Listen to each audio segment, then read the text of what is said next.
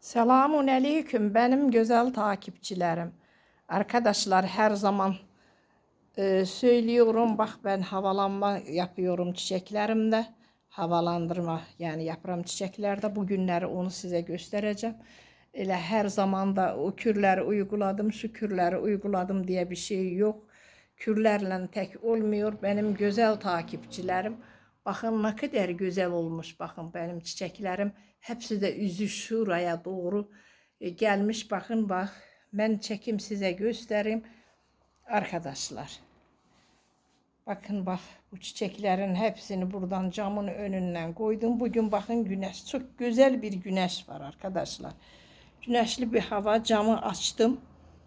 Şuradan direkt üzerlerine vurur. Bakın camı açtım direkt üzerlerine vuruyor. Onun için de böyle güzel bir havalanma yaptım bu çiçeklerde.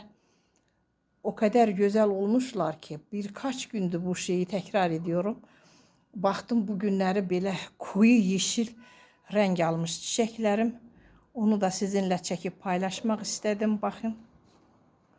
Benim güzel takipçilerim her zaman can suyunu verdik, bu şükürü uyguladık, şükürü uyguladık diye bir şey yok.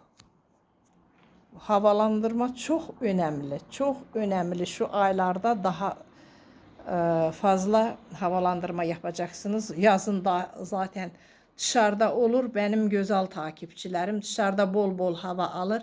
Şimdi ise inanın ki bu havalardan bunları mehrum bırakmasanız çok güzel bir çiçeklerinizde gelişme göreceksiniz. İnanın ki birkaç gün ərzində burada havalar çok güzel geçir.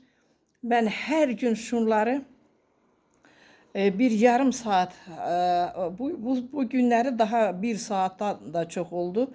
Ona göre ki bugün daha güzel bir güneşli bir hava var. O ortamdan